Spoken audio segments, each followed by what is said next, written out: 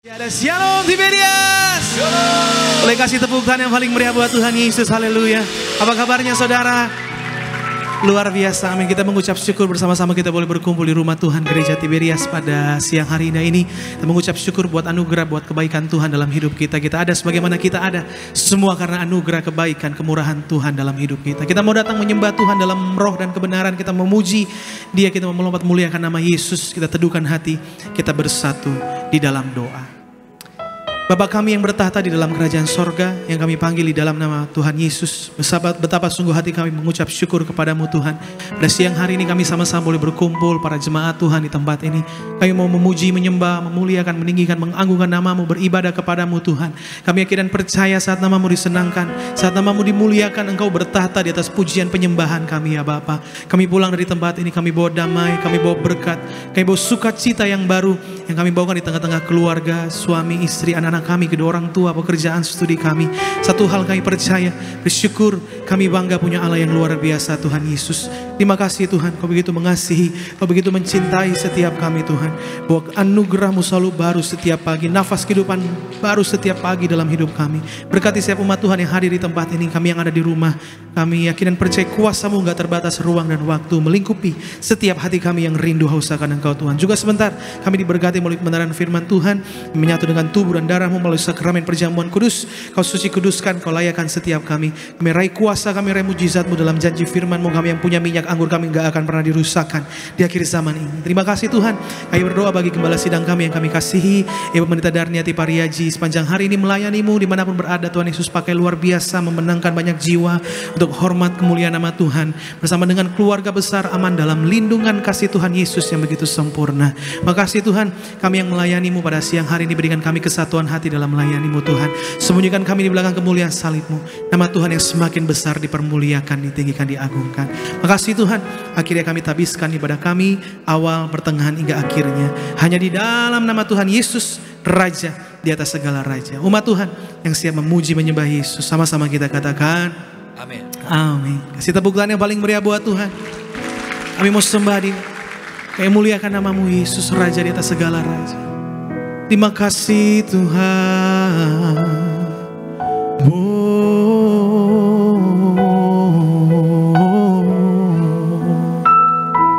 Seperti rus saya haus, rindu aliran sungai-Mu.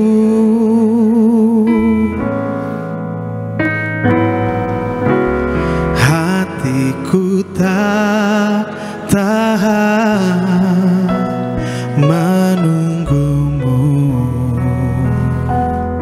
Jamah setiap hati kami itu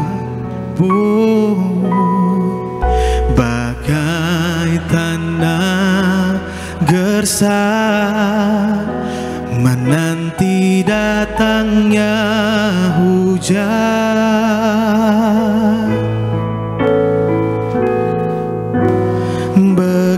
Begitupun jiwaku Tuhan. Mari Gereja Tiberias di tempat ini, yang di rumah, angkat suaramu. Hanya Engkau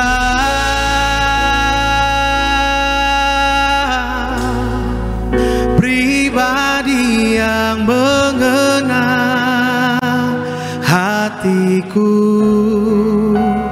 Tiada yang tersembunyi bagimu.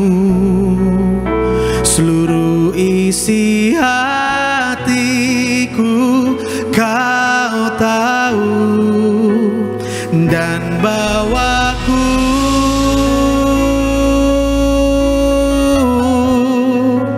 untuk lebih dekat lagi padamu. Tinggal dalam indahnya dekapan kasih-Mu. Kita kasih tepuk tangan buat Tuhan Yesus. Sama-sama Gereja Tiberias. Seperti rus saya haus, rindu aliran sungai-Mu. rindu hadirat-Mu melawat setiap kami Tuhan. Hatiku tak tahan menunggu-Mu. Oh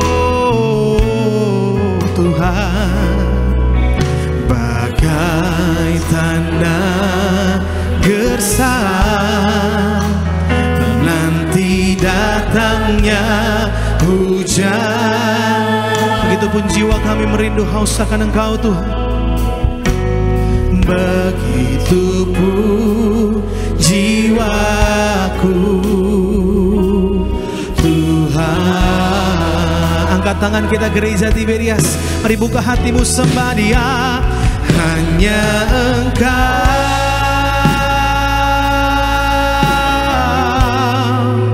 pribadi yang mengenal hatiku, tiada yang tersembunyi bagi-Mu. Seluruh isi hati kami Kau tahu Tuhan. Hatiku Kau tahu dan bawaku Tuhan untuk lebih dekat lagi. Katakan padamu, tinggal dalam indahnya dekapan kasih-Mu. Oh, hanya Engkau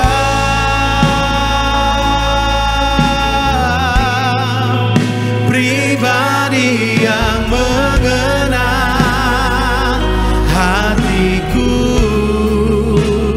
tiada yang tersembunyi bagi-Mu. Seluruh isi hatiku Kau tahu, amin. Dan bawaku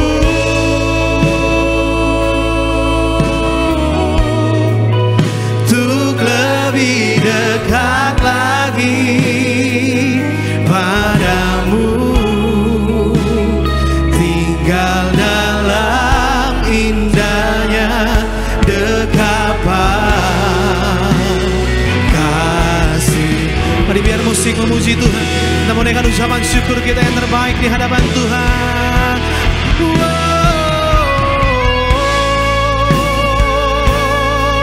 Haleluya. Kau pandang setiap ketulusan hati kami yang rindu haus akan Engkau pada siang hari ini Tuhan. Kami rindu menyenangkan Engkau dengan pujian penyembahan kami Tuhan. Dan setiap sembahan kami menjadi dupa yang harum di hadapan-Mu Tuhan. Setiap kedalaman isi hati kami Engkau yang tahu Tuhan. Kau yang pulihkan setiap kami, Kau yang sembuhkan setiap kami Tuhan. Terima kasih Yesus.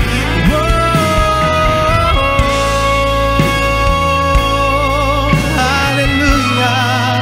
Syukur bagi-Mu Tuhan.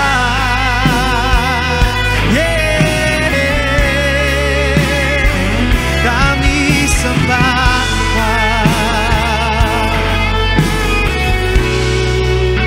Mari gereja Tiberias Indonesia di tempat ini yang di rumah, mari buka hatimu, kita sembah Dia dalam roh dan kebenaran. Katakan, hanya Engkau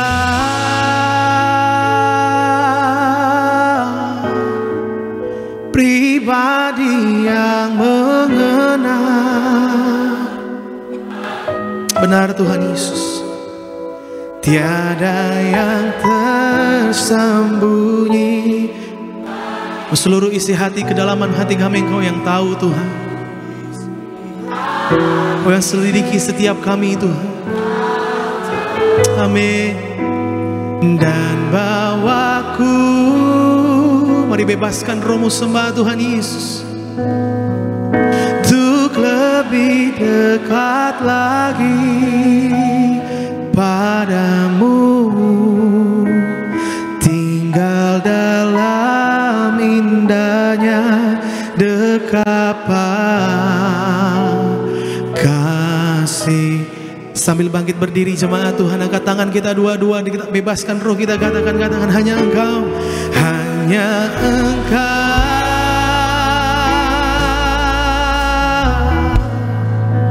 pribadi yang mengenal hatiku.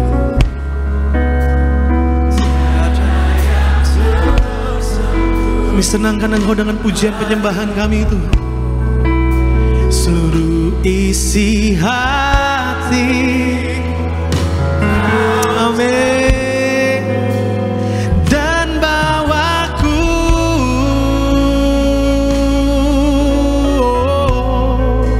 untuk lebih dekat lagi padamu, tinggal dalam indahnya kasih. Kita boleh kasih tepukan di atas kepala kita yang paling meriah buat Tuhan. Oh, hanya Engkau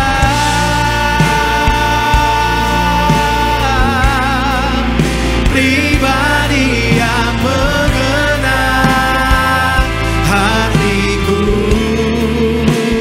tiada yang tersembunyi bagimu, amin.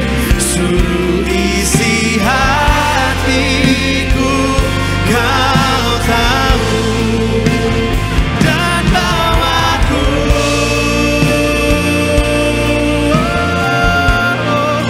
untuk lebih dekat lagi padamu, tinggal dalam indahnya dekapan kasih-Mu, tinggal dalam indahnya dekapan, tinggal dalam indahnya dekapan kasih-Mu. Mari kita mau sembah Tuhan Yesus.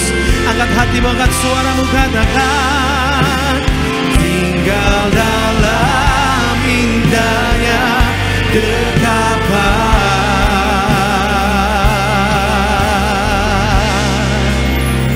kasih-Mu.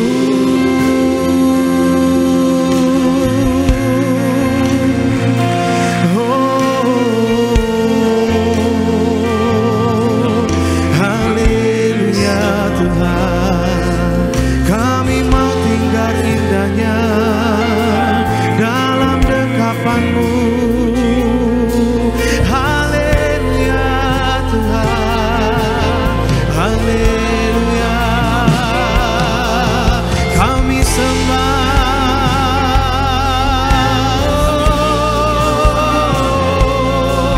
Haleluya, haleluya, haleluya, haleluya, haleluya. Mari setiap pribadi kita yang bernafas di tempat ini, yang di rumah, naikkan mazmur-Mu di hadapan Tuhan. Mari kan sembah ucapan syukur kita di hadapan Tuhan. Katakan terima kasih. Haleluya, kami sembah Engkau, kami muliakan nama-Mu. Glory, glory, glory, glory, glory bagi-Mu. Hosana bagi-Mu. Haleluya, haleluya, haleluya, haleluya, haleluya. Haleluya.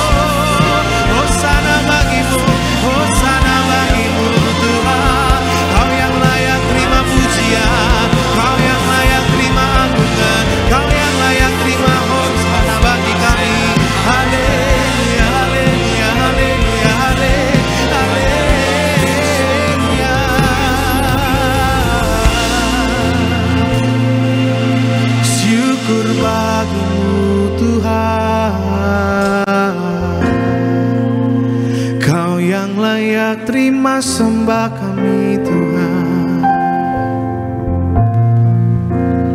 Kemuliaan bagi Tuhan di tempat maha tinggi. Engkau Raja diagungkan dan dipuji. Kami sembah Engkau Yesus Raja kami. Datanglah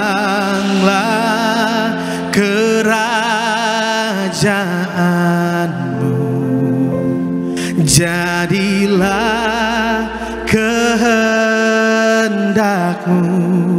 Amin. Seluruh bumi penuh kemuliaan-Mu. Mari gereja Tiberias di tempat ini, yang di rumah, angkat suaramu, angkat tangan kita dengan imanmu, katakan kemuliaan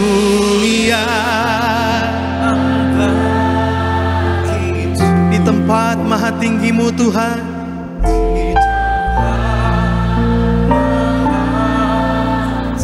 Engkau Raja kami, Engkau Raja diagungkan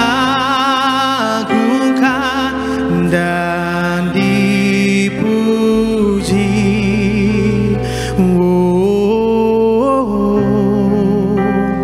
Datanglah kerajaan, jadilah kehendak-Mu.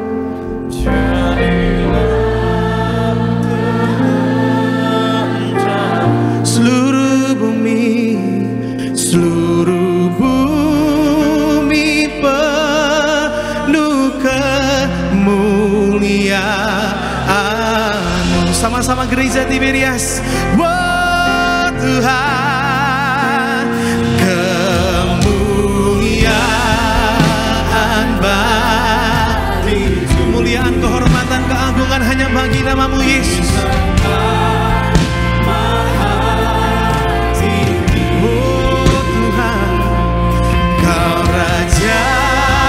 Diagungkan dan dipuji.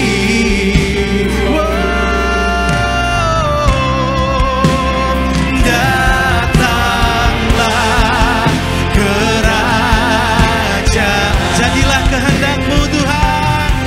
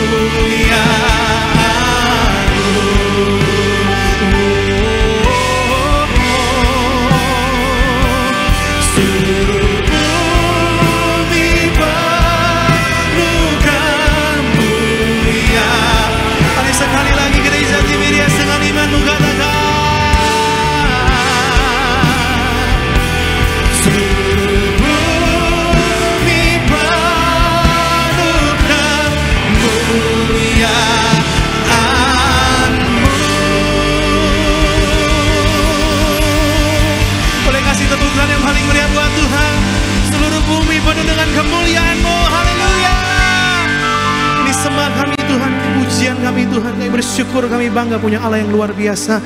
Kuasa-Mu, kerajaan-Mu datanglah di tempat ini Tuhan. Di bumi seperti di sorga. Terima kasih Tuhan, kami telah memuji, menyembah, memuliakan nama-Mu. Mujizat-Mu terjadi di tempat ini Tuhan. Pemulihan-Mu terjadi di tempat ini Tuhan. Tiba saatnya kami lebih lagi mau bersuka cita, bersorak-sorai, meninggikan, memuliakan, mengagungkan nama Tuhan. Biar segala pujian, hormat, syukur, kemuliaan hanya bagi nama Yesus. Hanya di dalam nama Tuhan Yesus kami berdoa, kami bersyukur, sama-sama yang siap lebih lagi bersuka cita kita katakan amin. Haleluya. Lebih meriah lagi berikan sorak-sorai bagi nama Tuhan Yesus, Allah kita yang luar biasa. Selamat siang, Shalom Tiberias. Mari Bapak Ibu jemaat Tuhan terkasih, di minggu yang pertama, di bulan yang baru ini, kita bersuka cita bagi nama Tuhan. Come on.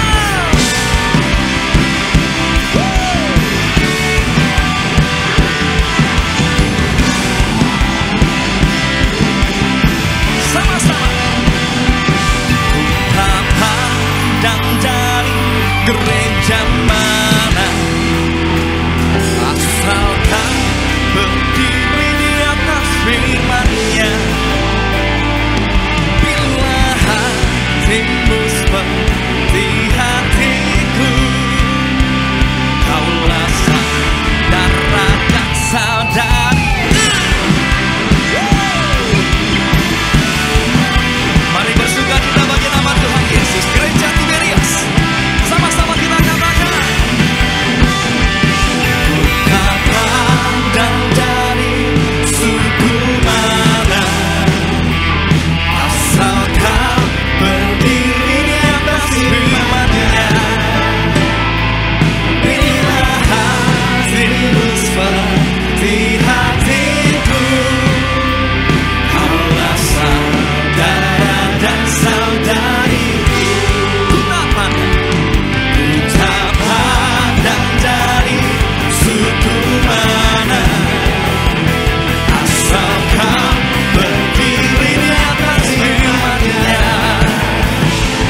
Bila hatimu seperti hatiku, kaulah saudara dan saudariku.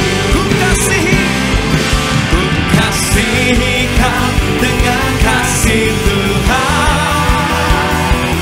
Ku kasihi kau dengan kasih Tuhan. Coba lihat, ku lihat di wajah-Mu kemuliaan Raja. Ku kasihi kau dengan kasih Tuhan. Ku kasihi kau dengan kasih Tuhan. Ku kasihi kau dengan kasih Tuhan. Ku lihat di wajah-Mu kemuliaan Raja. Ku kasihi kau dengan kasih Tuhan. Dalam Yesus, kita bersaudara. Dalam Yesus, kita bersaudara. Dalam Yesus kita bersaudara, sekarang dan selamanya. Dalam Yesus kita bersaudara.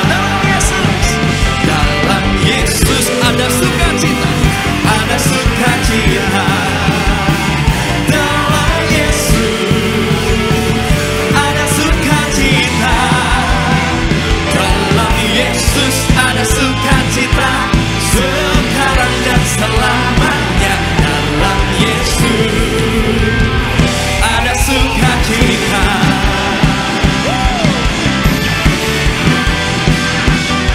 Haleluya.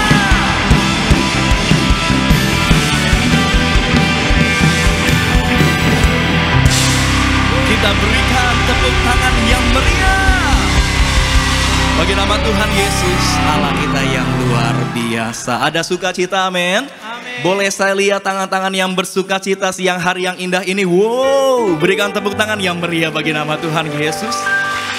Silakan kembali duduk, Bapak Ibu, jemaat Tuhan terkasih dalam Tuhan Yesus Kristus. Senang bisa kembali berjumpa dan melayani Bapak Ibu Jemaat Tuhan terkasih di Gereja Tiberias Indonesia, gereja yang didirikan atas perintah Tuhan langsung kepada pendiri dan gembala sidang Gereja Tiberias Indonesia.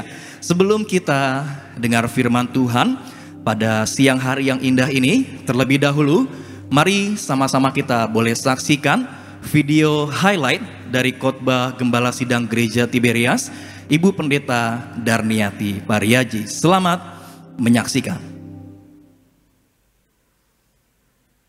Sebagai orang percaya Yesus, kita tahu bahwa Yesus memanggil orang-orang yang belum percaya kepadanya dan orang-orang yang sudah di dalam Yesus untuk bertobat dari dosa. Pertobatan itu adalah mengakui dosa kita, menolak dosa kita, dan berbalik kepada Allah. Pertobatan itu adalah hadiah dari Allah. Kita belajar apa itu pertobatan. Pertobatan adalah Tuhan memulihkan dan mengampuni dan menyucikan kita. Pertobatan membantu kita untuk menjadi rendah hati. Pertobatan menjauhkan kita dari iblis. Pertobatan membebaskan atau menjauhkan kita dari kuasa dosa. Pertobatan membawa kita akan hidup yang penuh bersama Yesus. Marilah kita menjadi anak-anak Tuhan Yesus yang hidup menyenangkan hati Tuhan dan tidak mendukakan hati Tuhan dan juga tidak mendukakan hati sesama. Marilah kita selama hidup ini kita juga diciptakan memang untuk memuliakan Tuhan Yesus seumur hidup kita, dan saya percaya kita semua mau memuliakan Tuhan Yesus seumur hidup kita. Terpuji nama Tuhan Yesus Kristus. Video lengkap dari khotbah Gembala Sidang kita, Ibu Pendeta Darniati Pariaji, selengkapnya dapat dilihat di YouTube channel Gereja Tiberias Indonesia. Sebelum kita dengar firman Tuhan, izinkan kami untuk membacakan suara gembala bagi setiap kita semua. Suara gembala Ibu Pendeta Darniati Pariaji dengan judul Bertumbuh dalam Anugerah Tuhan Yesus. Romawi yang pertama, doa pembukaan. Tuhan Yesus, berkatilah Gereja Tiberias, berkati jemaat Gereja Tiberias, lindungi selalu jemaat Tiberias dan sayangi jemaat Tiberias. Berikan kepada jemaat Tiberias apa yang diperlukan tercukupi, apa yang dikerjakan selalu berhasil, hidup di bumi seperti di surga, selalu naik, tidak turun, dan punya roh majikan. Dalam nama Tuhan Yesus, haleluya, amin. Romawi yang kedua, bertumbuh dalam anugerah Tuhan Yesus. Bertumbuh dalam anugerah Tuhan Yesus adalah hal yang penting dalam hidup kita. Ada dua hal bagaimana agar kita bertumbuh dan berbuah di dalam Tuhan Yesus. Satu, tinggal dan melekat dengan Tuhan Yesus. Yohanes 15 ayat yang keempat. Tinggal dan melekat dengan Tuhan Yesus berbicara tentang kehidupan yang selalu rindu untuk menjalin keintiman dengan Tuhan, baik melalui doa-doa pribadi maupun melalui pertemuan-pertemuan ibadah. Tinggal di dalam Yesus memiliki arti bahwa kita tidak hidup menurut jalan kita sendiri, melainkan bersandar kepada Tuhan, mengikuti ajaran, perintah, keinginan, dan agendanya Tuhan. Dua, siap untuk dibersihkan supaya lebih banyak berbuah. Yohanes 15 ayat yang kedua. Untuk bertumbuh dan berbuah di dalam Yesus, kita harus siap untuk dibersihkan supaya lebih banyak berbuah. Buah apa saja yang harus dihasilkan oleh orang-orang percaya? A. Buah pertobatan. Matius 3 ayat 8. Buah pertobatan adalah perubahan karakter dari manusia lama yang penuh dosa menjadi manusia baru yang semakin hari semakin disempurnakan serupa dengan Kristus. Pertobatan adalah membenci dosa dan hidup berkenan kepada Tuhan. B.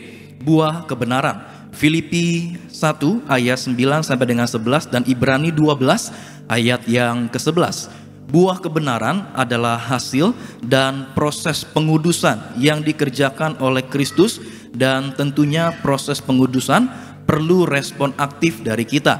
Menjalani proses pengudusan harus menjadi obsesi kita selama hidup di bumi ini.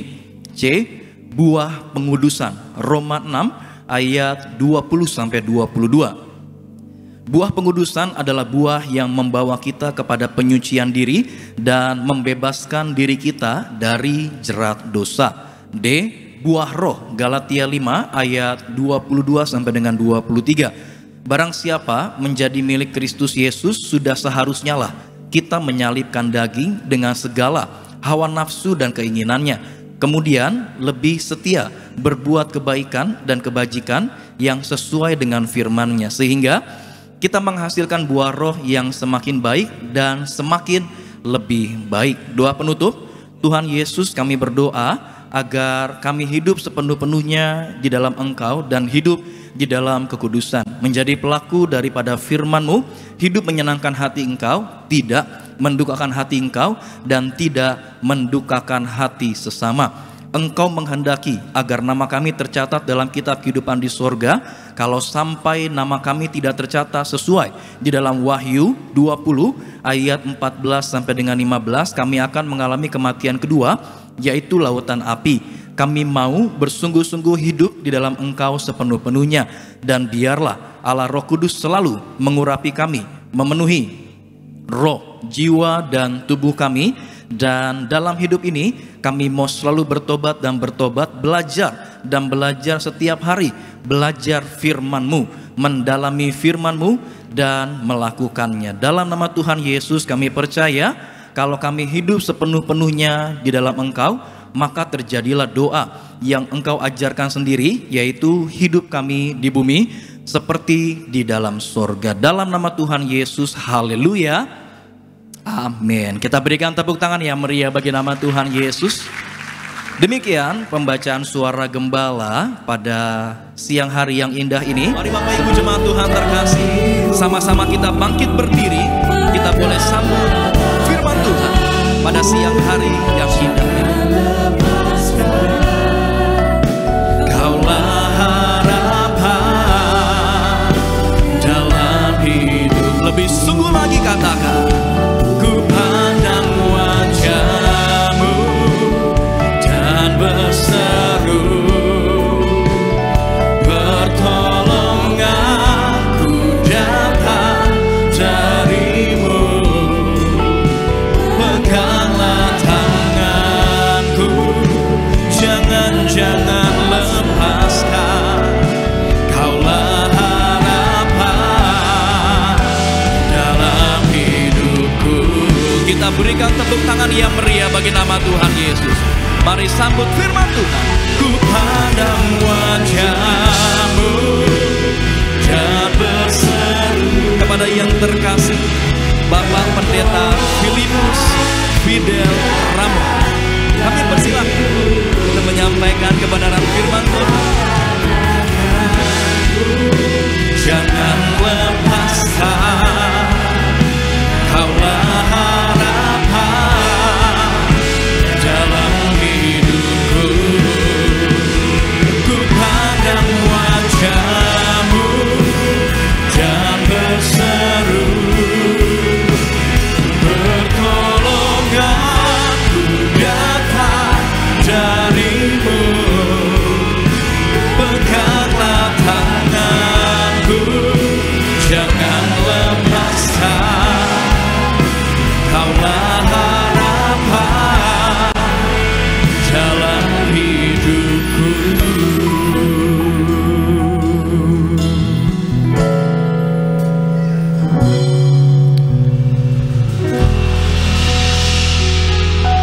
Terima kasih Tuhan Yesus buat anugerah-Mu, kebaikan-Mu yang sudah menuntun setiap kami datang beribadah di tempat ini.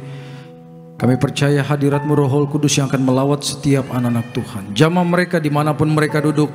Kuasa Allah yang dahsyat menjamah, mengurapi, menyembuhkan, memulihkan, bahkan melepaskan segala ikatan. Kami percaya Tuhan, hadirat-Mu yang dahsyat adalah sumber berkat bagi setiap kami yang percaya. Di siang menjelang sore hari ini kami percaya Tuhan Yesus, kami buka hati kami untuk mendengarkan kebenaran firman-Mu ya Tuhan. Segala roh-roh jahat yang berusaha mengganggu, untuk kami fokus kepada kebenaran firman Tuhan. Segala kekhawatiran, kegelisahan, ketakutan, apapun bentuknya, kami patahkan dalam nama Yesus. Dalam nama Yesus, hanya dari tempat ini tidak berkuasa atas setiap anak Tuhan. Terima kasih Tuhan, nyatakan kuasa-Mu, nyatakan mujizat-Mu. Hanya di dalam nama Tuhan Yesus Kami berdoa dan bersyukur. Mari semua bersama kita katakan, tepuk tangan yang meriah buat Tuhan kita Yesus. Haleluya, haleluya. Silakan duduk saudaraku. Puji Tuhan. Shalom Tiberias. Lebih mantap lagi shalom. Apa kabar Bapak Ibu? Luar biasa. Yang luar biasa, tengok dulu tetangganya kiri kanan, beri salammu, beri senyummu yang terbaik, katakan kita disayang Tuhan. Ayo. Puji Tuhan. Haleluya. Siap diberkati, amin. Yuk kita buka Alkitab kita, Kejadian pasal 39 ayat 11 sampai ayat 23. Kejadian pasal 39 ayat 11 sampai 23.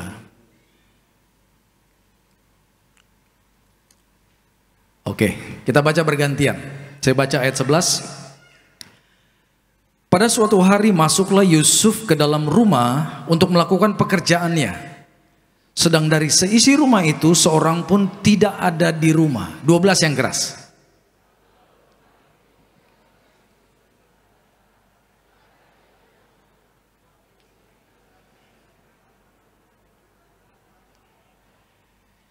Ketika dilihat perempuan itu bahwa Yusuf meninggalkan bajunya dalam tangannya dan telah lari keluar, 14.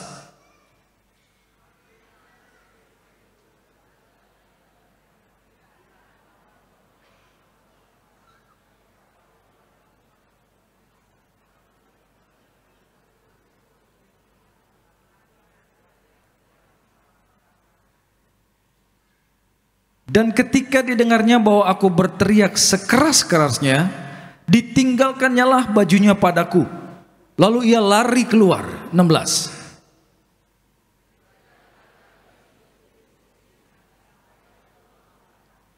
Perkataan itu jugalah yang diceritakan perempuan itu kepada Potifar, katanya, hamba orang Ibrani yang kebawa kemari itu datang kepadaku untuk mempermainkan aku. Terus.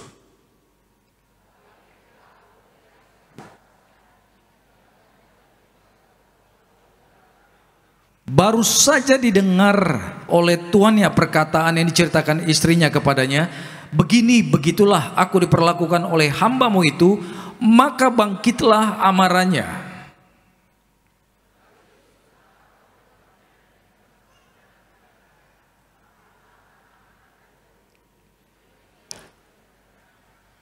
Tetapi Tuhan menyertai Yusuf dan melimpahkan kasih setianya kepadanya, dan membuat Yusuf kesayangan bagi kepala penjara itu. 22.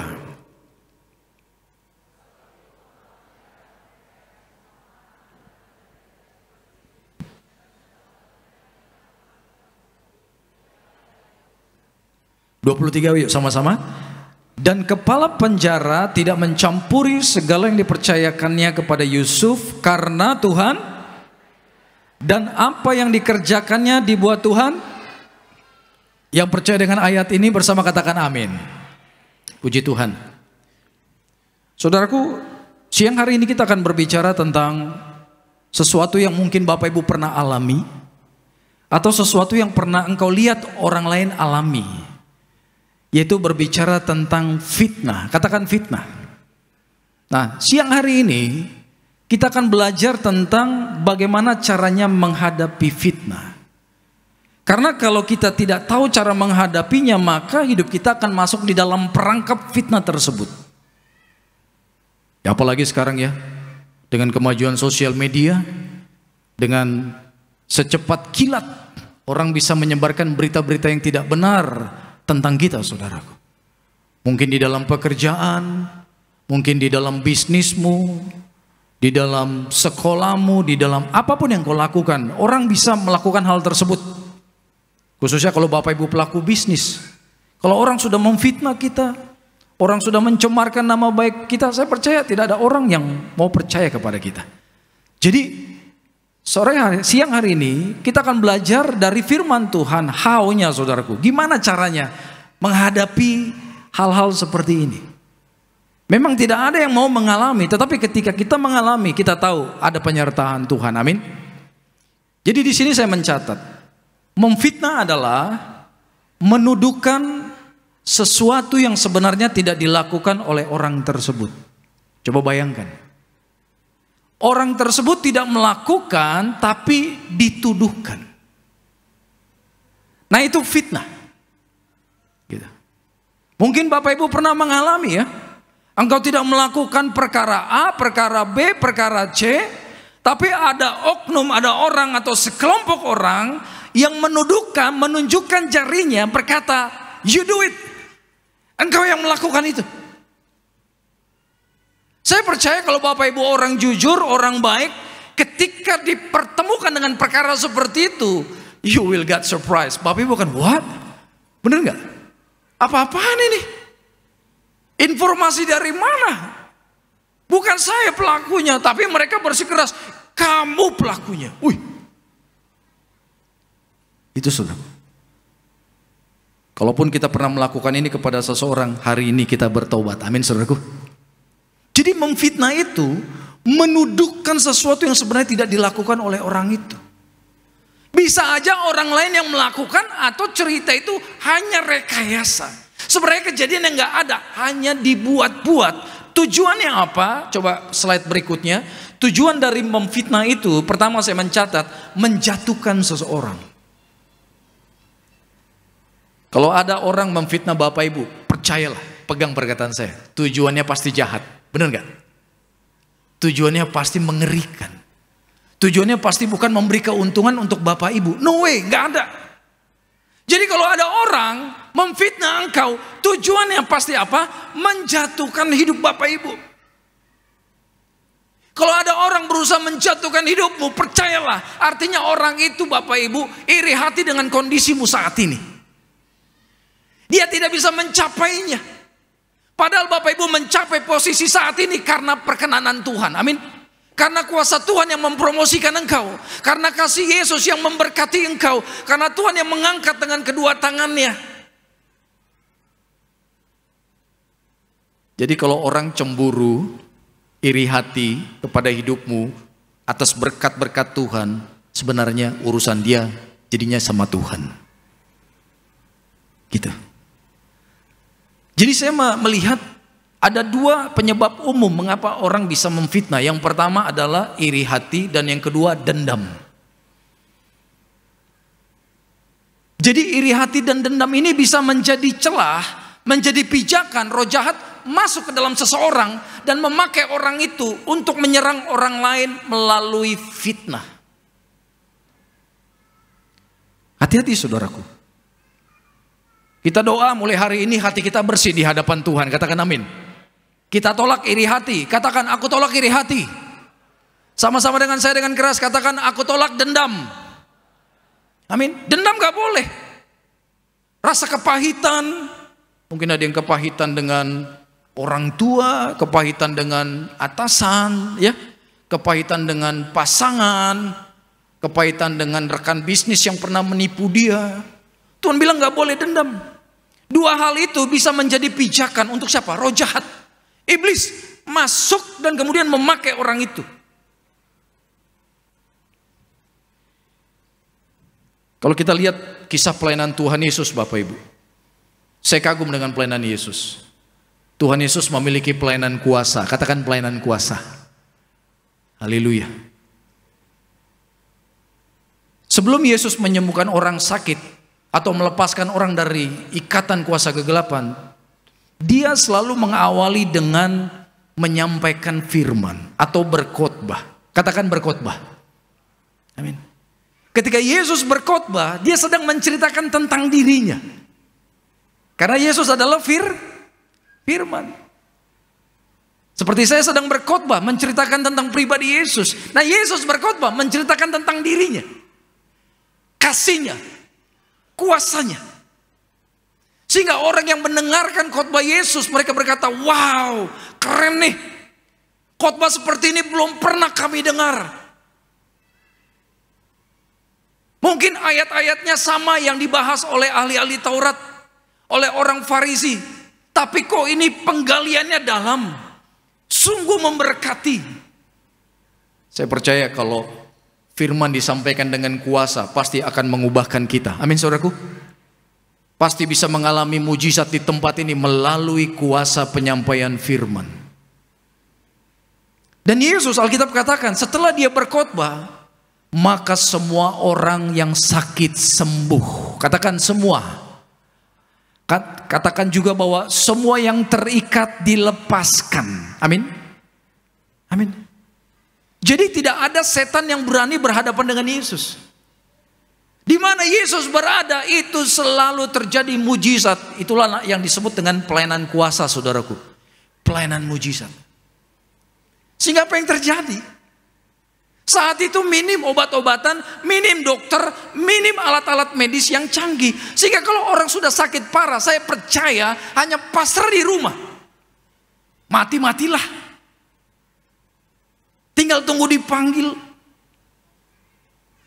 Seperti wanita yang pendarahan 12 tahun. Bener gak? Udah berobat kiri kanan ke tabib, gak ada perubahan. Uang habis, badan digerogoti sakit penyakit. Dan pengharapan dia hanya berjumpa dengan Yesus. Sehingga apa Bapak Ibu bisa bayangkan ya? Kalau ada manusia seperti Yesus di zaman sekarang, saya percaya orang itu kemana melangkah, pasti ribuan orang mengikuti dia. Nah itu, di zaman Yesus, saya percaya setiap hari ribuan orang ikut kemana Yesus pergi.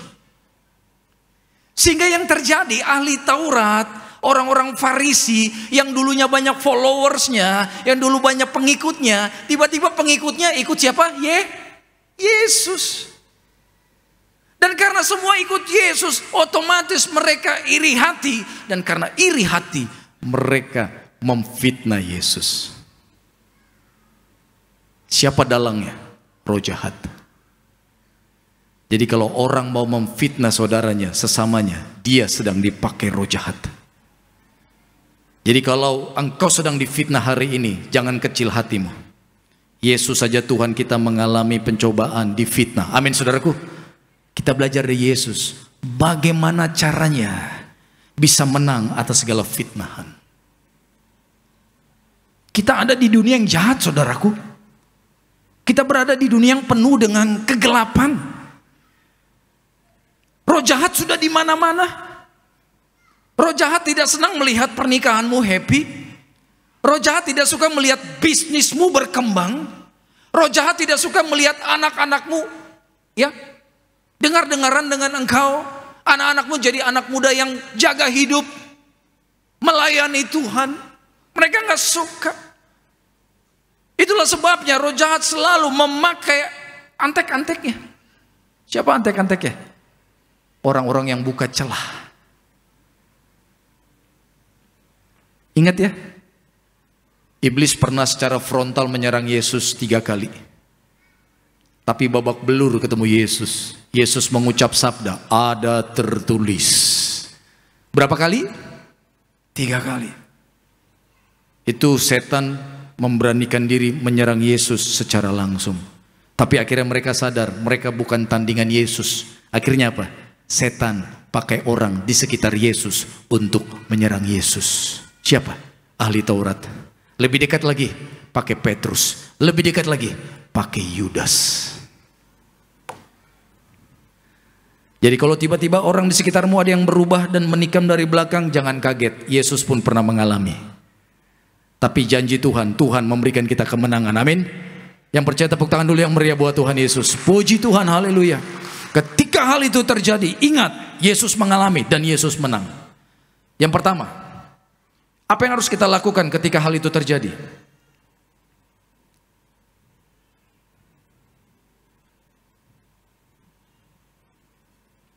Memiliki hati yang mengampuni.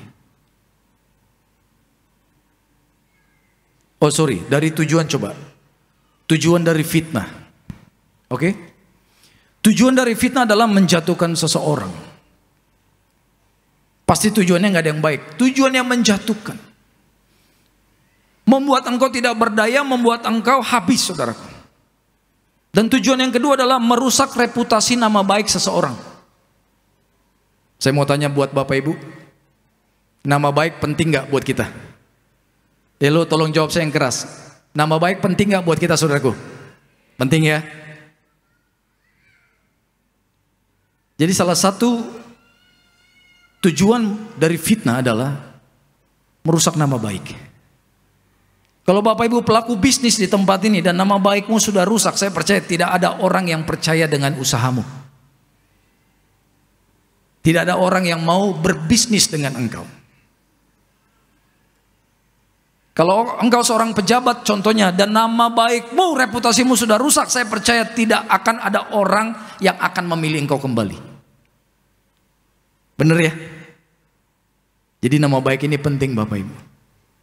Jadi tujuan orang yang iri, yang dendam kepada kita, tujuannya untuk menghancurkan itu.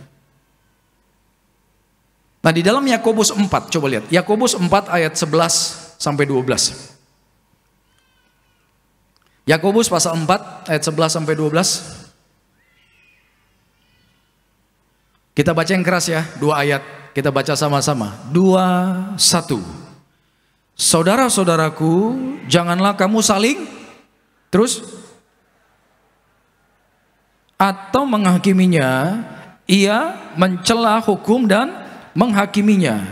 Dan jika engkau menghakimi hukum, maka engkau bukanlah penurut hukum, tetapi hakimnya. Terus, hanya ada satu pembuat hukum dan hakim, yaitu Dia yang berkuasa menyelamatkan dan membinasakan. Tetapi siapakah engkau sehingga engkau mau menghakimi? Tuh Tuhan katakan, siapakah kita kalau kita mau menghakimi saudara kita? Separahnya kesalahan saudara kita, kita tidak punya hak menghakimi mereka. Amin. Penghakiman itu haknya Tuhan, saudaraku. Kalau ada saudaramu pun yang melakukan kesalahan dan kau lihat buktinya, tugas kita adalah menasehati dan mendoakan. Jangan hakimi, kita nggak punya hak. Itu haknya Tuhan. Karena kita pun suatu saat pasti akan dihakimi Tuhan. Amin. Gitu. Jadi saudaraku, bagaimana kita supaya menang ketika menghadapi fitnahan-fitnahan yang datang, tuduhan-tuduhan akan hal-hal yang tidak engkau lakukan tapi engkau dituduh melakukan hal tersebut. Pertama, memiliki hati yang mengampuni. Sama-sama dengan saya katakan, aku harus mengampuni. Coba izinkan kata-kata itu meresap dalam hati kita. Kira-kira mudah nggak ya? Udah difitnah, dirusak nama baik, dirusak segalanya, ya kan? Dia menari-nari di atas penderitaan kita. Dia merasa sudah sukses, sudah berhasil. Tiba-tiba Tuhan katakan, ampuni orang itu. Mungkin kita akan protes. Kita akan berkata, Tuhan, ini sudah seperti babak belur dia lakukan ke saya. Setidaknya izinkan saya balas sedikit, jitak aja gitu Tuhan. Enggak usah saya bikin dia babak belur, jitak dikit. Biar bisa ngerasain tuh namanya pembalasan. Kadang kita berpikir gitu ya. Tapi enggak boleh loh. Karakter Yesus bukan seperti itu. Tuhan mau, yuk rilis, lepaskan pengampunan. Mengapa kita harus mengampuni? Karena ketika Bapak Ibu mengambil posisi untuk mau mengampuni, maka Tuhan yang akan menyelesaikan perkara kita. Tuhan akan membelamu, saudaraku. Pembelaan Tuhan tidak akan turun sebelum engkau selesai dengan hati ini. Coba kita lihat apa yang dilakukan Yusuf. Yusuf ini menderita, Bapak Ibu. Saudara-saudaranya menjual dia. Alasannya karena apa? Iri hati. Jadi orang kalau udah iri hati, betul dah. Bisa melakukan hal-hal yang mengagetkan, hal-hal yang di luar nalar.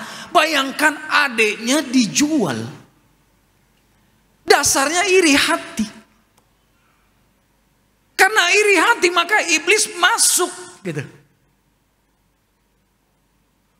Dan memakai mereka untuk menggagalkan rencana Tuhan dalam kehidupan Yusuf.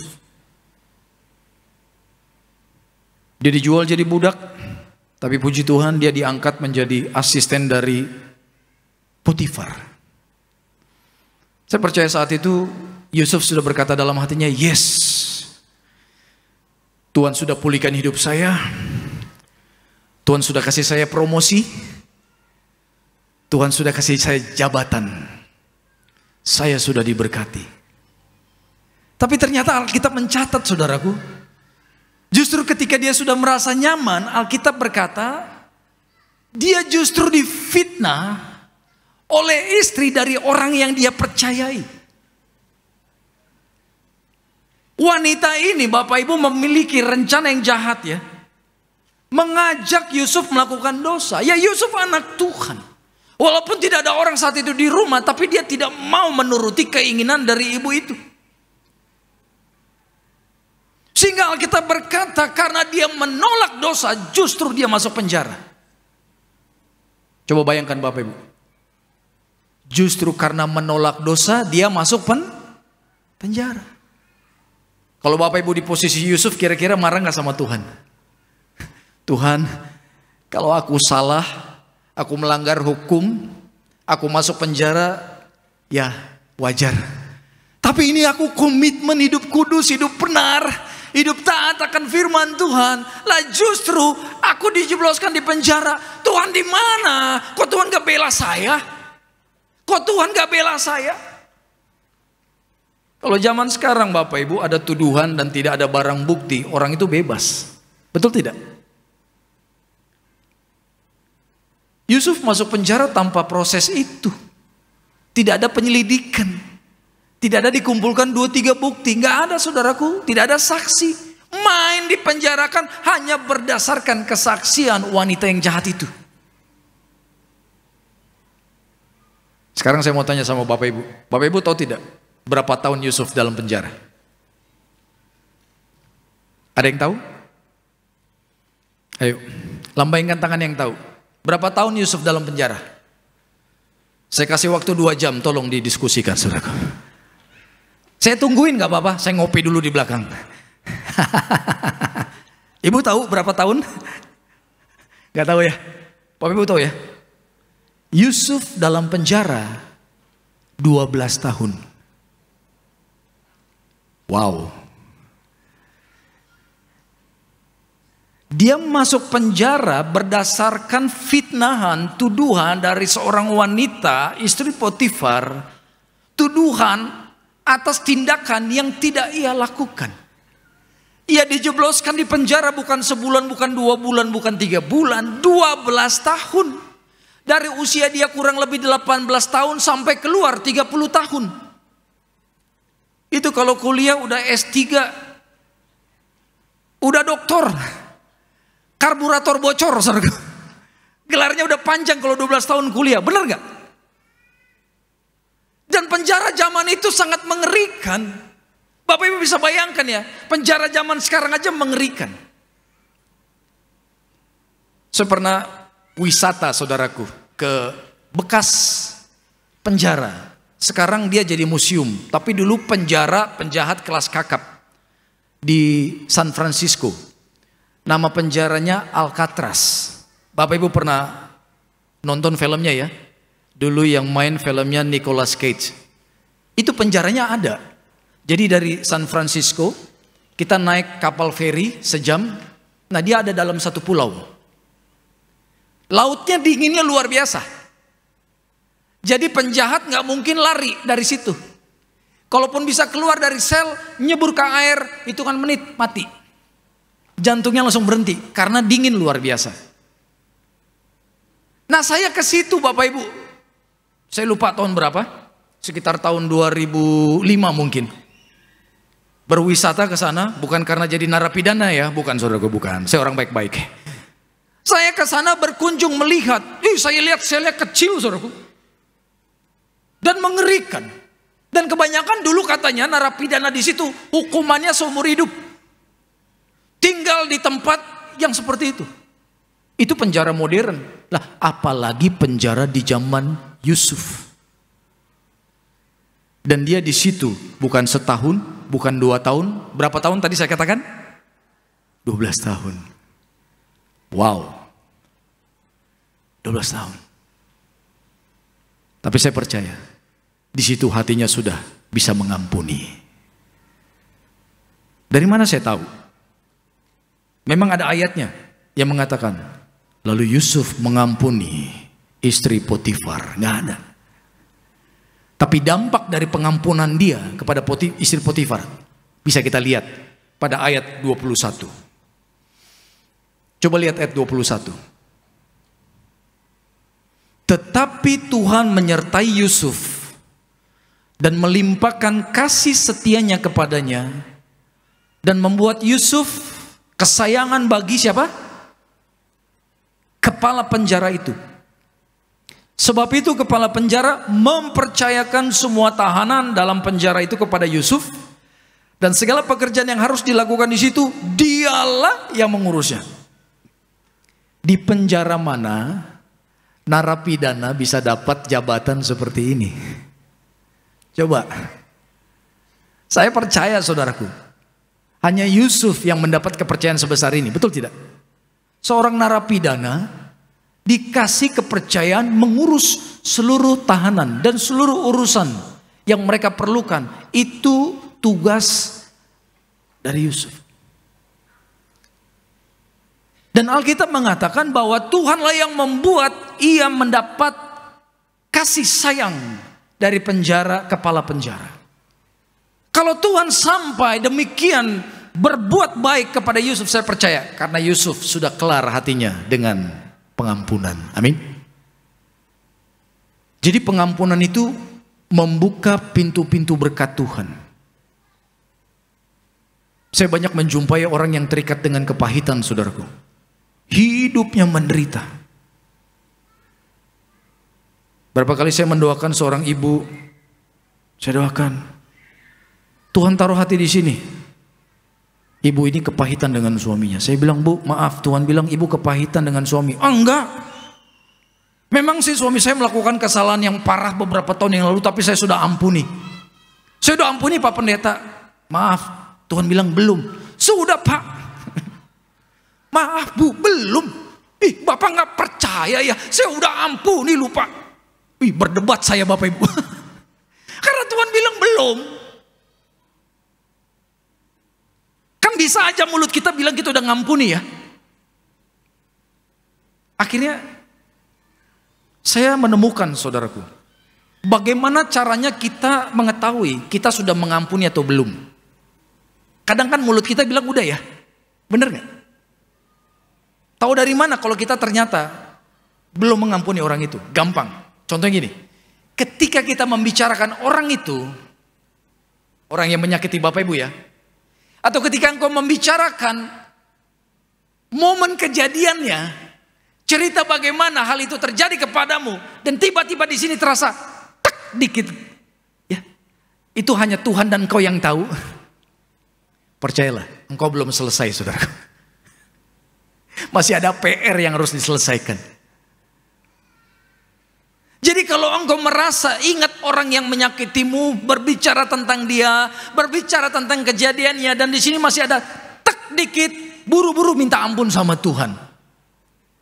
Kalau engkau sedang bercerita ke orang lain tentang suamimu, tentang kelakuannya, tentang luka yang pernah engkau alami karena dia, dan masih terasa tak di sini, artinya perlu pertolongan Tuhan. Tuhan, ternyata masih terluka, Tuhan sembuhkan total sempurna. Yang setuju dengan saya bilang amin. Ketika kita mengampuni seseorang, apakah kita lupa perbuatan dia? Tolong jawab saya. Ketika kita mengampuni orang lain, apakah kita lupa kesalahan dia? Kalau lupa namanya amnesia, bener gak? Kita kan orang pinter. Kejadian A, B, Z kita ingat. Apalagi ibu-ibu kebanyakan ahli sejarah, bener gak? Nah, yang senyum berarti iya tuh. Iya kan?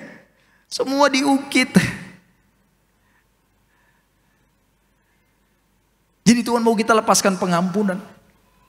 Karena ketika Bapak Ibu mengampuni, wah dahsyat saudaraku. Ketika engkau mengampuni, maka engkau sedang menyerahkan masalah itu kepada Tuhan. Sehingga urusan dia bukan lagi kepada Bapak Ibu, tapi kepada siapa? Tuhan. Kalau kita memahami kebenaran ini, gemeteran orang itu harusnya.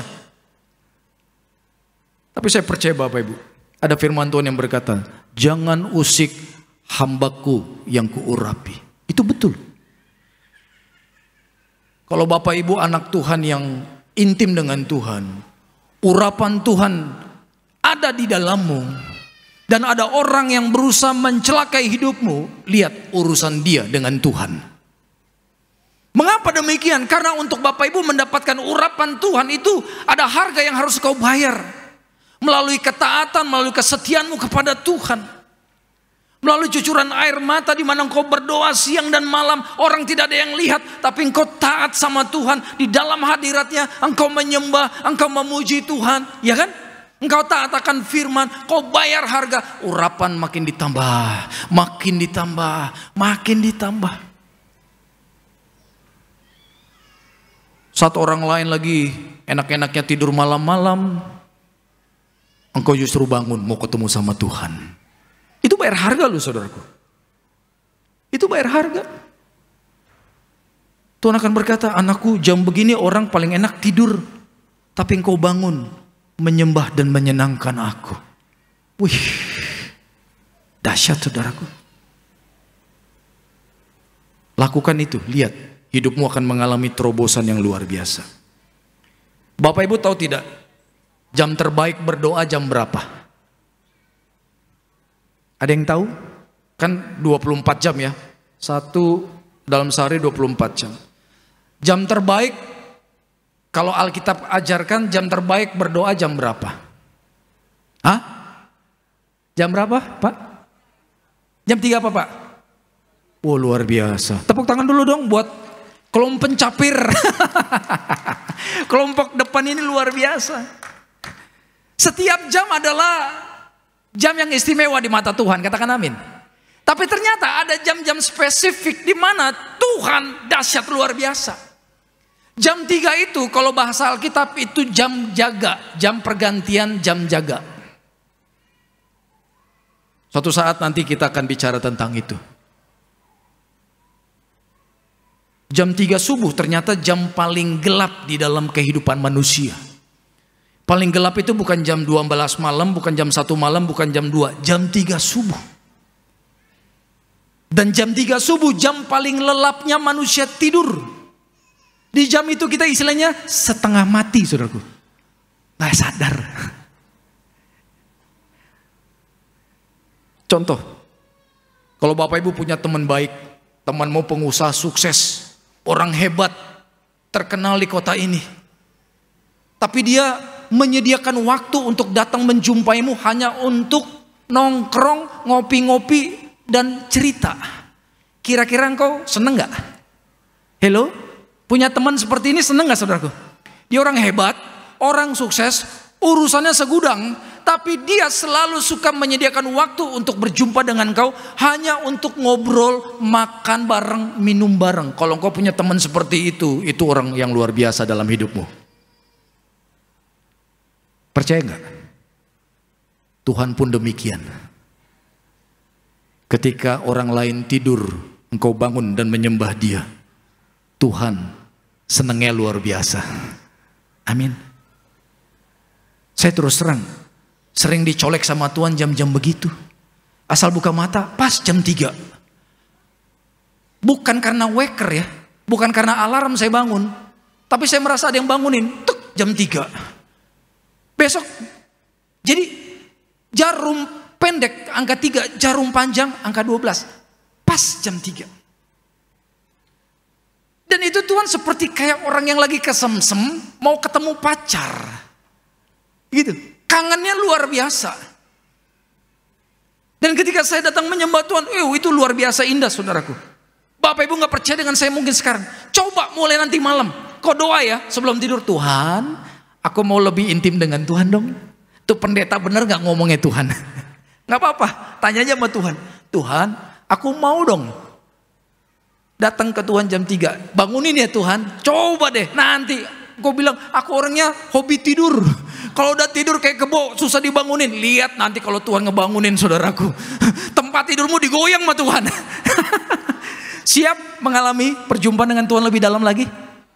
Tepuk tangan dulu buat Tuhan Yesus. Haleluya, mengampuni. Nah yang kedua, coba lihat.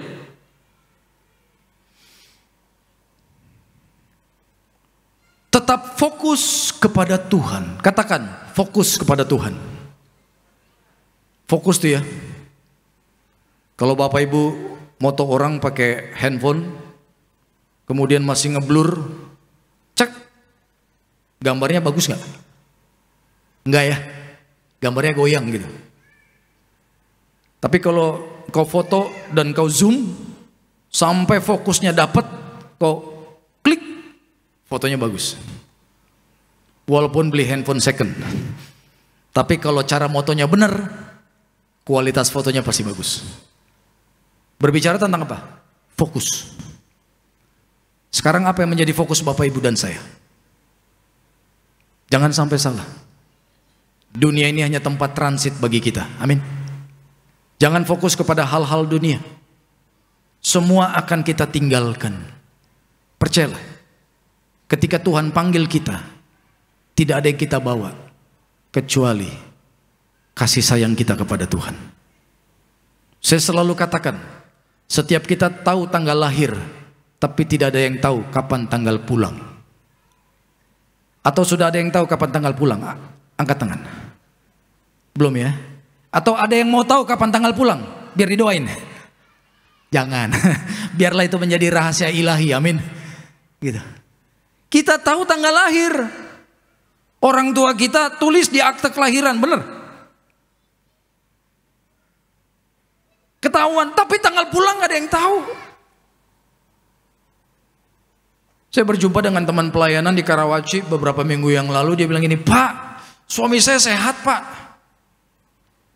Tiba-tiba siang itu dia peluk anaknya yang laki-laki. Biasanya dia jaim sama anaknya. Tapi anak yang laki tiba-tiba dia pelukin, dia ciumin. Anak yang laki-laki pun gak jaim-jaim, dia peluk juga bapaknya sambil nari-nari, joget-joget. Sampai saya seneng banget lihat anak saya sama suami saya kayak begitu. Dan bukan anaknya yang diciumin, saya juga Pak, dipeluk-peluk, diciumin sama suami saya. Suami saya jadi romantis banget siang itu. Terus dia bilang dia mau tidur. Biasanya tidur dia pakai celana pendek, kaos biasa. Tiba-tiba hari itu dia mau tidur pakai celana ke gereja, pakai baju gereja. Sampai saya bilang, Bapak mau kemana? Mau tidur. Bye-bye semua. Dia naik ke tangga ke lantai 2. Kok bye-bye ngapain? Istrinya turun di dapur masak. Gak ada kepikiran macam-macam. Selesai masak, mau bangunin suaminya untuk ngajak makan. Dia naik ke kamar. Pak. Pak jangan main-main Pak. Bangun Pak. Ternyata udah pulang saudara. Sakit gak? Enggak, lagi gak sakit. Tahu nggak istrinya kapan dia pulang? Nggak tahu. Anak-anaknya tahu nggak? Enggak. Bahkan dia pun nggak tahu dia mau pulang saat itu. Tapi yang pasti, semua kita pasti pulang. Saya ingatkan, berapapun usia kita saat ini, setiap kita pasti pulang. Dan biarlah ketika kita pulang, Tuhan Yesus yang menyambut kita. Amin saudaraku. Tepuk tangan yang meriah buat Tuhan Yesus. Karena itu fokus dengan Tuhan Yesus. Jangan fokus kepada dunia ini, engkau akan kecewa saudaraku. Jangan fokus dengan dunia, engkau akan larut dibawa oleh dia. Tuhan yang mengatakan buat apa kita punya dunia dan segala isinya, tapi kita kehilangan nyawa kita. Hampir setiap hari saya berdoa, Tuhan jadikan aku hamba-Mu yang setia.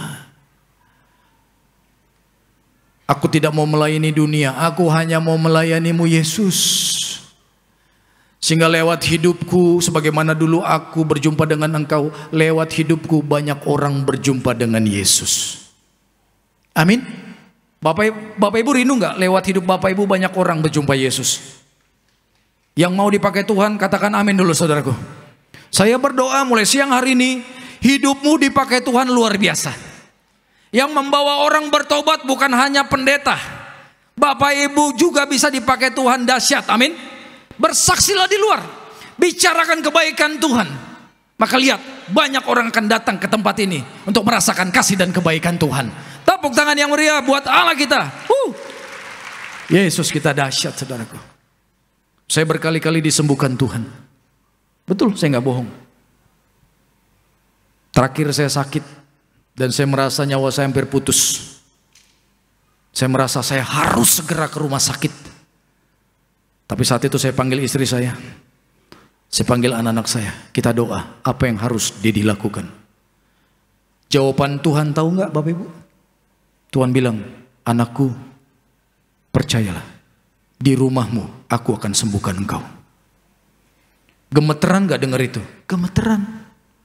Dalam hati, ini suara Tuhan atau suara siapa? Karena aku merasa udah gak kuat, sakit badan saya. Saya harus segera berobat, tapi Tuhan bilang, no, di rumah ini aku akan sembuhkan engkau. Saya bukan anti dokter, mertua saya dokter. Tapi saya percaya, Yesus dokter di atas segala dokter. Saya imani, aku percaya. Aku serahkan nyawaku, aku hambamu Tuhan. Biarlah ini menjadi kesaksian. Itulah sebabnya kemana saya khotbah, saya selalu saksikan ini. Bahwa Yesus dokter di atas segala dokter. Di rumah ini tuh setiap pagi saya ngaca, saya katakan, tubuh saya dari ujung rambut sampai telapak kaki sudah dibayar oleh darah Yesus. Saya bicara, jantung saya sehat, paru-paru sehat, ginjal sehat, otak saya sehat, seluruh organ dalam tubuh saya sehat. Karena sudah dibayar oleh darah Yesus. Sakit penyakit, ku perintahkan keluar dalam nama Yesus. Amin. Itu pengalaman saya, pengalaman Bapak Ibu bisa beda. Percaya enggak? Dalam hitungan berapa hari, yang tadinya sakit, yang tadinya rasanya napas mau putus, yang rasanya tadinya nggak ada pengharapan, tiba-tiba, boom, seperti diangkat sama Tuhan. Semua rasa sakit saya hilang, tubuh saya kuat kembali. Tepuk tangan dulu buat Tuhan Yesus. Betul saudaraku, betul. Ketika fokus dengan Tuhan. Tahun 2007, awal saya mau mulai pelayanan jadi tim almarhum Bapak Gembala Sidang, Bapak Pariyaji. 2007 saya ingat. Bapak Pariyaji minta saya jadi tim. Ketika saya mau ikut, percaya nggak? Tuhan latih iman saya. Karena yang saya dampingi bukan orang biasa. Amin. Orang yang pelayanannya mujizat. Jadi saya harus kecipratan mujizat. Amin, katakan Bapak Ibu. Apa yang terjadi? Anak saya bayi umur 3 bulan. Panas tinggi. Bawa ke rumah sakit. Ke teman mertua. Mertua saya dokter. Bawa ke temannya. Dokter anak. Dan dokter berkata, segera dirawat anak bapak. Keadaannya sudah parah. Hasil lab begini. Dijelasin dari A sampai Z. Setelah dokter selesai menjelaskan, saya bilang, maaf dok. Saya bukannya nggak percaya dengan dokter. Tapi saya nggak tega anak saya ditusuk tangannya kiri kanan. Saya bawa pulang anak saya. Dokter marah. Bapak nggak sayang anak ya? Anak udah dalam keadaan kritis begini dibawa pulang. Orang mah harusnya segera dirawat. Enggak, saya mau bawa pulang. Saya mau doa. Saya percaya Yesus sembuhkan anak saya. Saya percaya kalau Bapak Ibu lihat orang seperti saya pasti akan, nih bapak pelit nih, nggak sayang anak nih. Saya itu istri saya. Kami bersatu hati, mam kita bawa pulang ya, bawa pulang. Kami bawa pulang sambil nangis di mobil dan nangis. Sampai di rumah, taruh di tempat tidur, kami berdua menyembah Tuhan. Kami suka menyembah Tuhan. Istri saya dulu singer di Dom, di Balai Sarbini. Saya juga pernah jadi WL. Jadi kami suka menyembah Tuhan. Kami tahu di dalam penyembahan ada kuasa Tuhan yang besar. Ketika kita menyembah Tuhan, hadiratnya turun. Sakit penyakitmu disembuhkan Tuhan di tempat ini. Amin saudara. Kami hanya menyembah Tuhan, gak ada yang lain. Tuhan, Engkau Tuhan kami. Engkau pemilik hidup kami. Kami sayang putri kami, tapi kami percaya Tuhan lebih sayang dia. Jamah, sembuhkan. Kami menyembah Tuhan. Sejam. Setelah sejam kami buka mata, pegang. Badannya sudah normal. Sudah ketawa-ketawa lagi Tuhan. Sembuh saat itu juga ketika kita menyembah Tuhan. Artinya,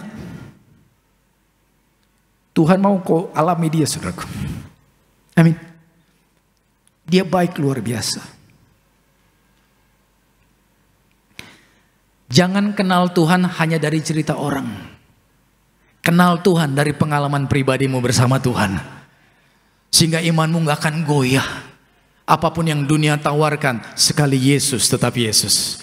Haleluya, tepuk tangan buat Tuhan kita Yesus. Yang ketiga, terakhir, saya janji terakhir.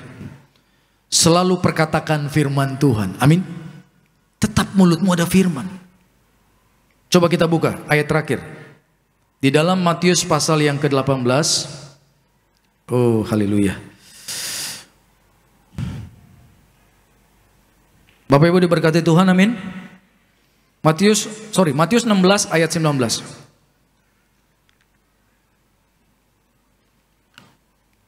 Matius 16 ayat 19. Baca yang keras yuk sama-sama. 2, 1.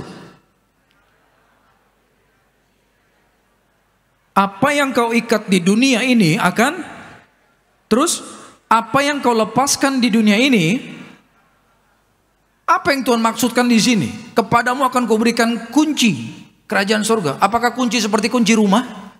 Kunci mobil? Bukan. Ketika kita berkata anak tangga, apakah tangga bisa beranak? Enggak ya, itu hanya istilah. Kunci kerajaan surga ketika engkau miliki, Tuhan katakan, yang kau ikat di bumi terikat di surga, yang kau lepas di bumi terlepas di surga. Amin. Ini bicara apa? Kuasa perkataan. Jadi ketika setan menyerang hidupmu, roh fitnah, roh sakit penyakit, roh kepahitan menyerang hidupmu, kau katakan segala roh fitnah, roh sakit penyakit, roh gagal, aku ikat patahkan dalam nama Yesus. Maka dia terikat, saudaraku. Dan kemudian Tuhan, aku melepaskan roh berkat bagi dia, jamah dia supaya dia bertobat. Lihat, Tuhan akan bangga luar biasa. Tuhan akan berpikir, anakku sudah difitnah tapi masih bisa memberkati orang itu. Ini luar biasa. Nah, karakter itu yang Tuhan mau kita miliki. Katakan amin Bapak Ibu. Berdoa bagi orang yang menyakitimu. That's not easy. Tuhan tahu itu tidak mudah. Tapi Roh Kudus akan menolong kau mampu melakukan semua itu. Haleluya. Jadi saudaraku, seperti Roma 8 ayat 28 dikatakan, kita tahu sekarang bahwa Allah turut bekerja dalam segala sesuatu untuk mendatangkan kebaikan. Tuhan bekerja dalam segala sesuatu. Segala sesuatu ini bukan hanya ketika hidupmu dipromosikan, diberkati Tuhan, tidak. Ketika engkau dalam penderitaan, ketika hidupmu diobok-obok orang, ketika hidupmu mengalami ketidakpastian, sakit, penyakit, kegagalan, apapun, percaya di situ ada Tuhan menyertai kita. Di situ ada Tuhan yang siap menolong kita. Amin saudaraku. Pertanyaannya, percayakah kau Tuhan sanggup menolong kita? Jadi Tuhan bisa mengubah yang jahat jadi baik. Tuhan ubah penjara 12 tahun buat Yusuf menjadi promosi, menjadi orang kedua di Mesir. Kalau Yusuf tidak mengampuni saat itu, saya percaya dia mati dalam penjara. Dia di penjara seumur hidup. Tapi karena dia mau mengampuni, dia fokus kepada Tuhan. Tuhan buat dia berhasil luar biasa. Amin. Memang ini tidak mudah. Saya berkhotbah karena saya mengalami. Dan saya mengucap syukur. Biarlah apa yang saya alami, engkau pun mengalami berkat-berkat Tuhan. Tepuk tangan yang meriah sekali lagi buat Yesus kita. Bapa, dalam nama Tuhan Yesus, sungguh kami bersyukur Tuhan. Di sore hari ini kami merasakan kasih dan anugerah-Mu. Lawat umat-umat-Mu Bapa.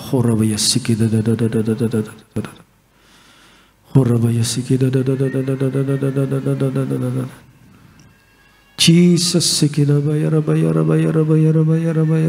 tundukkan kepalamu saudaraku. Fokus kepada Tuhan Yesus. Ingat apa yang kau alami saat ini, Tuhan bisa ubah menjadi sesuatu yang mendatangkan kebaikan. Mungkin kau sedang mengalami goncangan, kau sedang mengalami sakit penyakit, kau sedang mengalami hal yang tidak enak dalam hidupmu. Jesus, Jesus, thank you Lord, haleluya, haleluya, ya Rabbi, ya Rabbi. Karya terbesar dalam hidupku, pengorbananmu yang selamatkanku. Engkaulah harta yang tak ternilai yang ku miliki dan ku hargai. Panggil namanya Yesus.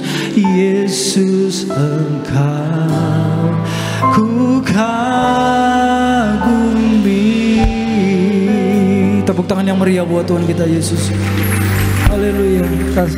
Karya terbesar dalam hidupku, pengorbananmu yang selamatkanku. Engkaulah harta yang tak ternilai, yang ku miliki dan ku hargai. Yesus, Engkau ku kagumi. Karya terbesar,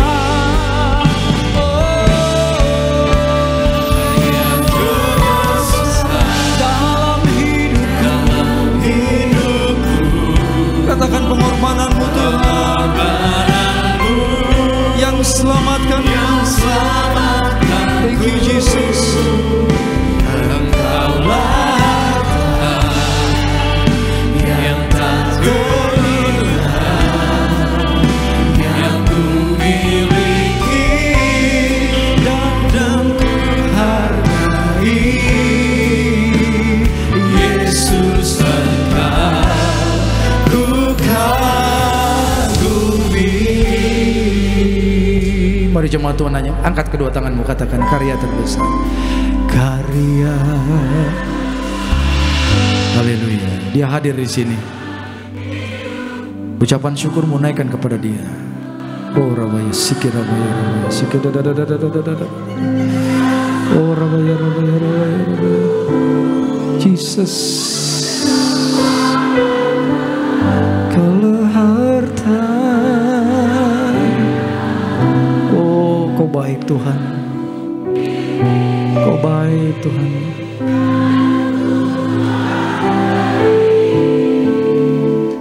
Yesus, Engkau ku kagumi. Yesus, Yesus, Engkau ku kagumi. Yesus, Engkau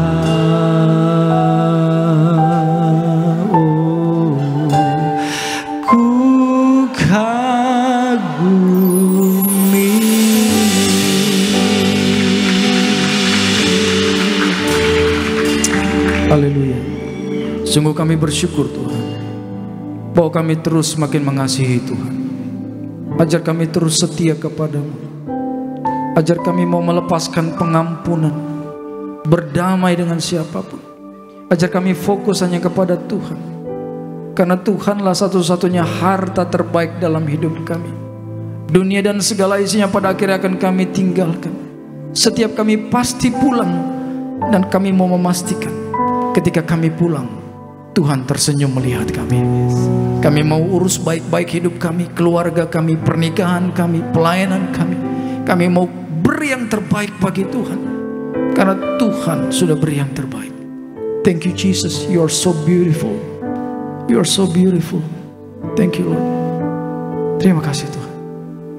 Terus urapi ibadah ini di dalam nama Tuhan Yesus. Sekali lagi bersama-sama kita katakan amin. Sama-sama. Pada siang hari kita siapkan hari kita terima tubuh dan darah Tuhan Yesus. Tubuhmu Yesus sembuhkan kami, darahmu Yesus sempurnakan kami. Kita bangkit berdiri jemaat Tuhan. Kita sambut tubuh dan darah Tuhan Yesus pada siang hari ini dengan penuh ucapan syukur. Tubuhmu dan darahmu tercurah bagi setiap kami. Haleluya. Tubuhmu dan darahmu tercurah bagi kami, oh, menyucikan, menyembuhkan, sempurnakan hidup kami. Tubuhmu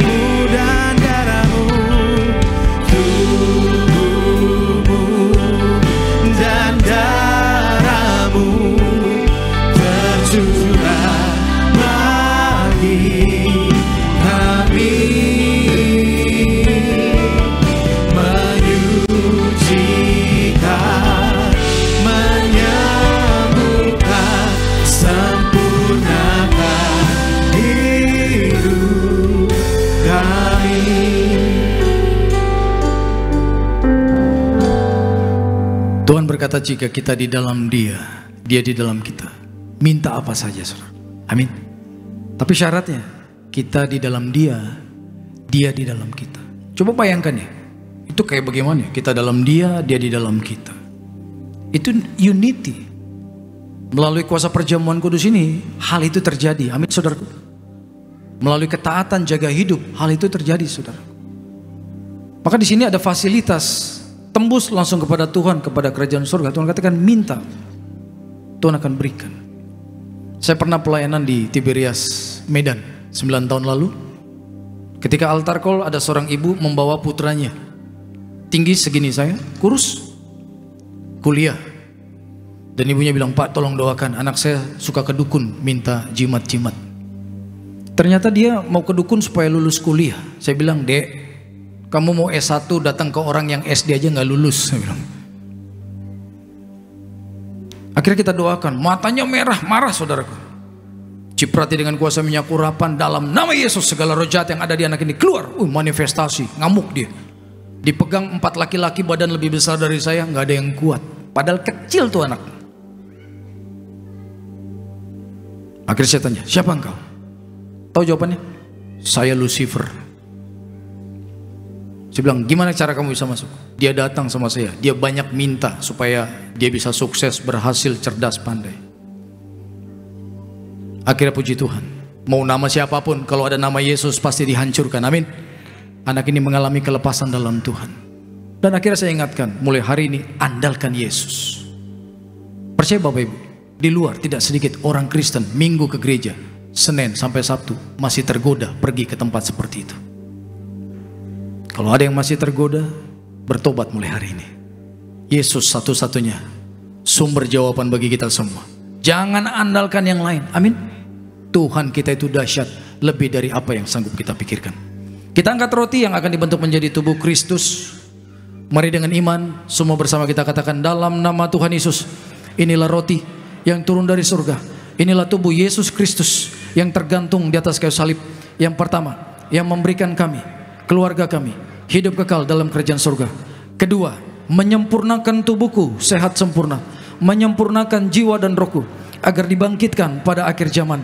Yang ketiga, tubuh Kristus yang tertombak, tertikam di atas kayu salib, agar kami bersama keluarga tidak terkapar di meja operasi, tidak terkapar di rumah sakit. Kami tidak lumpuh, tidak pikun, tidak koma, tidak terkapar di ruang ICU. Kami tolak kanker tumor, kami tolak leukemia. Aku doa hari ini segala penyakitku sudah sembuh, diangkat di atas kayu salib. Dalam nama Tuhan Yesus, inilah roti yang turun dari surga, inilah tubuh Tuhan Yesus Kristus.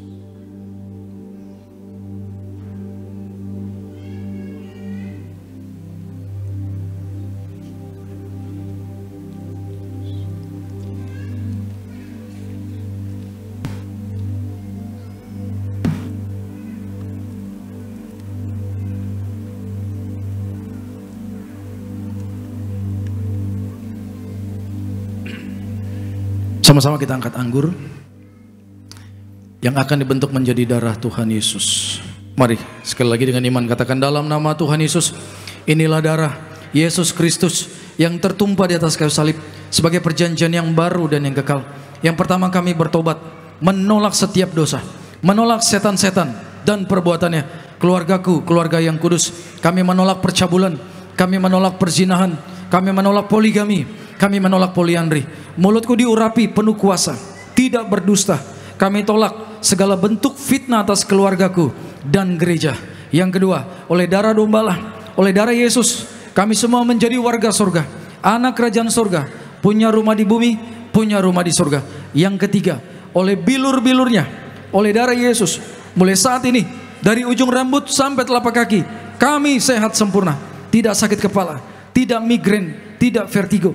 Kami tolak kanker tumor, kami tolak kistamium, kami tidak dioperasi, kami tolak pendarahan, tekanan darahku normal, tidak darah manis, berkati jantungku sehat, kami tolak sakit paru-paru, kami tolak sakit lever, kami tolak hepatitis, kami tolak sakit ginjal. Darah Kristus membalut dan menyembuhkan segala penyakitku. Doa saudaraku, sebut sakitmu. Tuhan sayangi mereka, sembuhkan mereka yang sakit Tuhan, pulih, sembuh. Setiap organ tubuh mereka yang lemah, saat ini Tuhan Yesus pulihkan. Dalam nama Tuhan Yesus.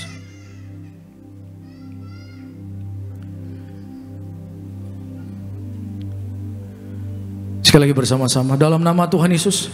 Firman-Mu berkata, perjamuan kudus ini lebih dari roti mana. Yang pertama, bangsa Israel 40 tahun makan tidur di padang gurun, artinya kami tidur pun diberkati. Yang kedua, dengan roti mana setiap hari jubah baru, artinya mulia. Kami bersama keluarga akan mulia, terbang ke surga sepanjang masa diam di rumah Tuhan. Yang ketiga, dengan roti mana setiap hari, kasut baru, sepatu baru, artinya kami tidak gagal, tidak miskin, tidak bangkrut. Kami tolak kekurangan, kami tolak hutang-hutang pribadi, pekerjaanku, karirku, bisnisku, usahaku, sekolah anak-anakku diberkati Tuhan ratusan kali ganda. Hari ini Tuhan, hidup kami di bumi seperti di surga, tidak miskin, tidak kekurangan. Segala sakit, penyakit dan penderitaan kami sudah diangkat di atas kayu salib. Dalam nama Tuhan Yesus, inilah darah Tuhan Yesus, inilah darah Tuhan Yesus.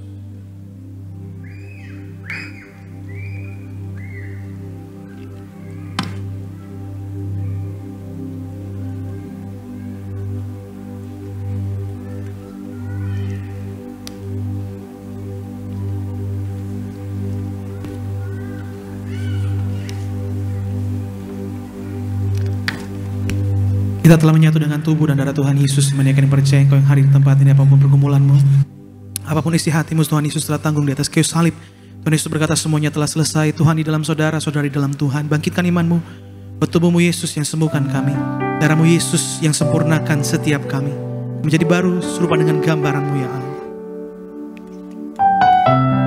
Tubuhmu Yesus menyembuhkanku, darahmu Yesus menyucikanku, ku jadi baru karena kasih-Mu.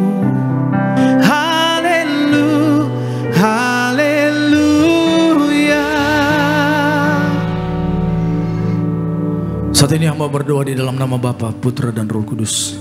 Di dalam nama Tuhan kami Yesus Kristus, Tuhan biarlah tangan-Mu turun langsung mengurapi minyak ini, sehingga setiap tetes ada kuasa untuk menyatakan kemuliaan Tuhan.